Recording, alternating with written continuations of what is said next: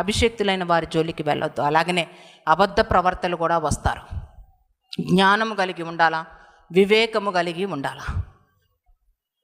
సేవకులు సేవకులే, వాళ్ళు పిచ్చి పిచ్చి వేషాలు వేయడానికి వీల్లేదు. ఏదో సేవకులు కదా అని గుడ్డిగా మీరు వాళ్ళకి ఎదుటిగా వెళ్ళిపోవడం కాదు. ఒకవేళ స్త్రీలుగా దైవజనుల దగ్గరికి వెళ్ళినప్పుడు వాళ్ళు మిమ్మల్ని ముట్టుకోవడం కానీ, మీ దగ్గర వెటకారకంగా మాట్లాడడం కానీ, వారు పరిశుద్ధతను కలిగి లేకుండా మిమ్మల్ని ఒంటరిగా పిలిచి మాట్లాడాలని కోరుకుంటే అట్లాంటి సేవకుల్ని మీరు నమ్మొద్దు. వారు తోడేళ్ళు వంటి స్వభావం లోపల ఉంటుంది, పైకి గొర్రెబొచ్చు కప్పుకొని వస్తారు.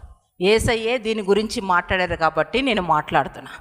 అబద్ధ ప్రవర్తన విషయంలో బహు జాగ్రత్తగా ఉండమంటున్నాను. వారి క్రియలను బట్టి నువ్వు వారిని ఎరుగుదు అంట. ఏడిని బట్టి?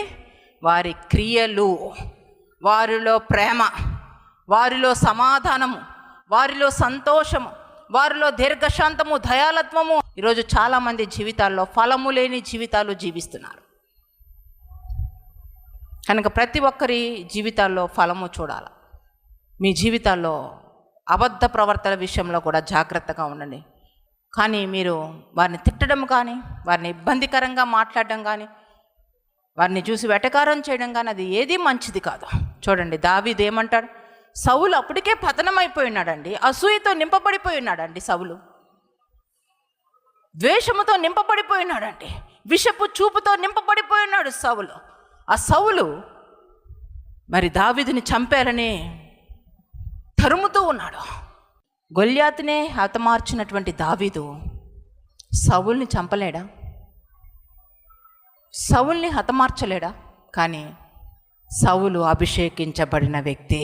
నేను ముట్టనే ముట్టను, దౌర్భాగ్యంగా ప్రవర్తించినా నేను ముట్టను, ఇబ్బందికరంగా జీవిస్తున్నా నేను ముట్టను. చూడండి, దావీదు ఈరోజు నేర్పిస్తున్నాడు అభిషేక్తులతో ఎలా డీల్ చేయాలో. షునేమీరాలు ఎంత శ్రేష్టమైన తెలివి జ్ఞానము కలిగిన వ్యక్తి అంటే, మన యొద్దకు వచ్చుచూ వెలుచూ ఉన్నటువంటి దైవజనుడు నిజమైన దైవజనుడని తెలుసుకుంది.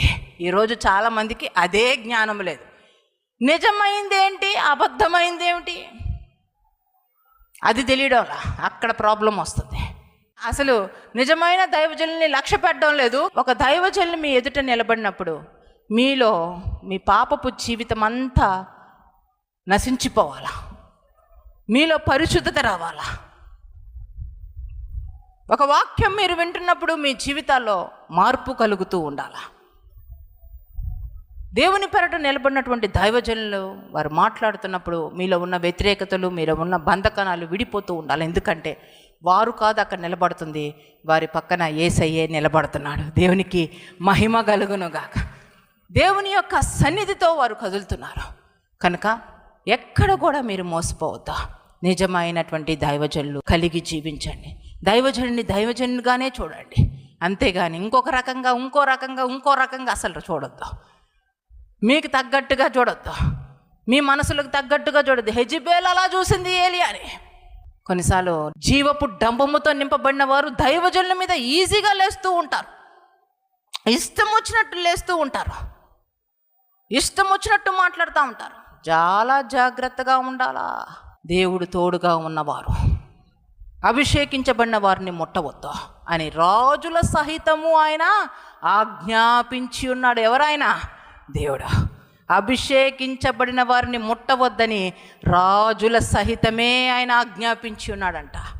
కనుక మీ జీవితాల్లో ఒకవేళ మీరు దైవజనుల్ని వ్యతిరేకంగా మాట్లాడుతున్నట్లయితే దాన్ని విడిచిపెట్టండి. రెండవదిగా బహుగా దేవుని పేరట దైవజనుల్ని మీరు ప్రేమించండి. దైవజనుల్ని ప్రేమించడంలో గొప్ప శక్తి ఉంది. షునేమీరాలు ఎలీషాని ఏ రీతిగా ప్రేమించింది, ఆమెలో లేమున్నప్పటికీ ఆమె ఎలీషాని గుర్తించడం వల్ల, ఎలీషాకి సమస్తమును సమకూర్చడం వల్ల, భోజనం పెట్టడం వల్ల, తన గోడ మీద ఒక గది కట్టించడం వల్ల, తనకి బల్ల, మంచము సమస్తాన్ని తను ప్రొవైడ్ చేయడం వల్ల తన జీవితంలో ఉన్న లేమి తొలగించబడింది. దేవుని పెరట ప్రవర్తకు గ్లాసుడు చల్లనీళ్ళు ఇస్తే ఆ ఫలము మీరు తప్పక పొందుకుంటారని యేసయ్య చెప్పి ఉన్నాడు. కనుక దైవజనుల్ని బహుగా ప్రేమించండి. దేవుని పేరట ప్రేమించండి, అంతేగాని శరీర సంబంధంగా కాదు, లోక సంబంధంగా కాదు. దైవజనులని దైవజనులని ప్రేమించండి. సృష్టికర్తవు సహాయమునివే, ఇష్టుడనివు త్రిత్వమునివే. సృష్టికర్తవు సహాయమునివే, ఇష్టుడనివు త్రిత్వమునివే. ఎల్లవేళలయు కాలమతు బలముండయ సుస్తుతితు. ఎల్లరూ నీవే నాకెల్లడలా బలపడదే వివరింపం. ఎల్లరూ నీవే నాకెల్లడలా బలపడదే వివరింపం.